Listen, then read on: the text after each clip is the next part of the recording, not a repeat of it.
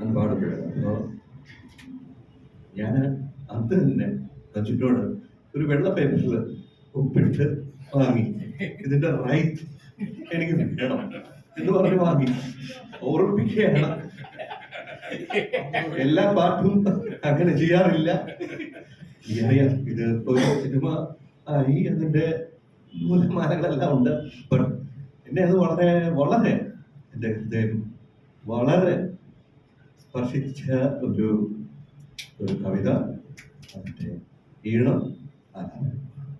അപൂർവമായി അങ്ങനെ പാട്ടുകൾ സത്യം പറയാലോ സ്പർശിക്കാറുള്ളൂ.